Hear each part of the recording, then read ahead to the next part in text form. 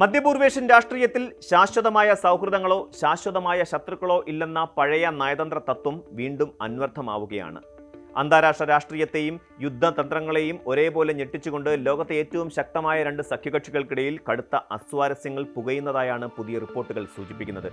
American president Donald ട്രംപും Israel പ്രധാനമന്ത്രി Benjamin നെതന്യാഹുവും തമ്മിലുള്ള ദൃഢമായ സൗഹൃദത്തിൽ വീണിരിക്കുന്ന വലിയ വിള്ളൽ കേവലം രണ്ട് വ്യക്തികൾ തമ്മിലുള്ള അകൽച്ചയല്ല, മറിച്ച് ലോകക്രമത്തെ തന്നെ മാറ്റിമറിക്കാൻ പോകുന്ന വലിയൊരു നയതന്ത്ര നീക്കത്തിന്റെ പ്രതിഫലനമാണ്. ഇറാനുമായി അമേരിക്ക വളരെ വേഗത്തിൽ ഒരു സമാധാന കരാറിലേക്ക് നീങ്ങുന്നു എന്ന വാർത്തയാണ് ഇസ്രയേലിനെ പ്രകോപിപ്പിച്ചിരിക്കുന്നത്. ഈ പുതിയ നീക്കത്തോടെ ഇസ്രയേലിന്റെ പശ്ചിമേഷ്യൻ താൽപ്പര്യങ്ങൾ പാടെ തകരുകയാണെന്നും താൻ വിശ്വസിച്ച സുഹൃത്ത് തന്നെ ചതിക്കുകയാണെന്നുമുള്ള തിരിച്ചറിവിലാണ് ഇപ്പോൾ നെതന്യാഹു എത്തി നിൽക്കുന്നത്. പൂർണ്ണമായും ഇസ്രായേൽ അനുകൂല നിലപാടുകൾ സ്വീകരിക്കുമെന്ന് കരുതിയിരുന്ന ട്രംപ് ഭരണകൂടത്തിൽ നിന്ന് ഇത്തരമൊരു നീക്കം നെതന്യാഹു ഒരിക്കലും പ്രതീക്ഷിച്ചിരുന്നില്ല. മുൻകാലങ്ങളിൽ പല വിഷയങ്ങളിലും ഇരുവരും തമ്മിൽ അഭിപ്രായ വ്യത്യാസങ്ങൾ ഉണ്ടായിരുന്നെങ്കിലും നിലവിലെ നയതന്ത്ര പ്രതിസന്ധി ഇസ്രയേലിനെ പൂർണ്ണമായും പ്രതിരോധത്തിലാക്കിയിരിക്കുകയാണ്.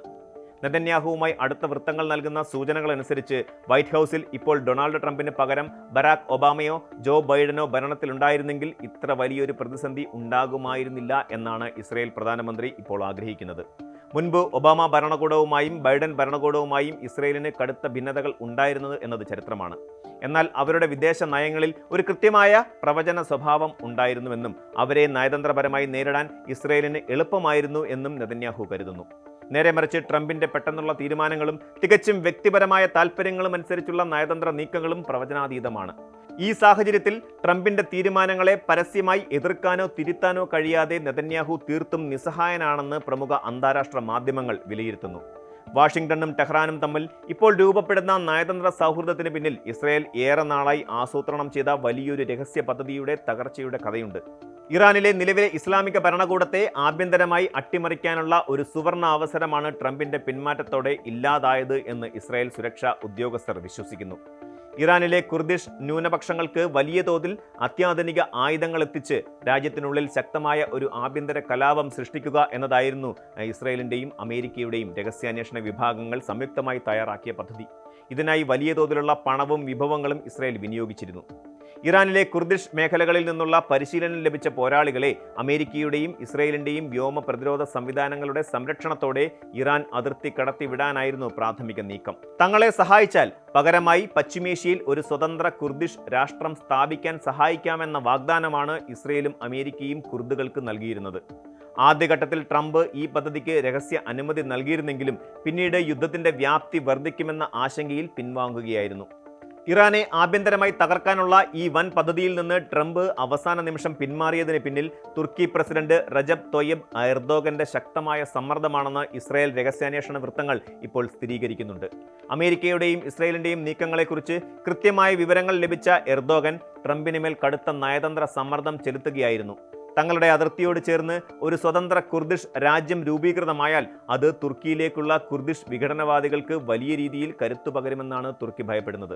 സ്വന്തം രാജ്യത്തിന്റെ അഖണ്ഡതയ്ക്ക് ഭീഷണിയാകുന്ന ഒരു കുർദിഷ് രാഷ്ട്ര രൂപീകരണത്തെ തടയാൻ തുർക്കി ഏതറ്റം വരെയും പോകാൻ തയ്യാറായിരുന്നു. മേഖലയിൽ നീണ്ടു നിൽക്കുന്ന വലിയൊരു സൈനിക ഇടപെടലിലേക്ക് അമേരിക്കയെ വീണ്ടും വലിച്ചിഴയ്ക്കാൻ എർദോഗൻ ആഗ്രഹിച്ചില്ല.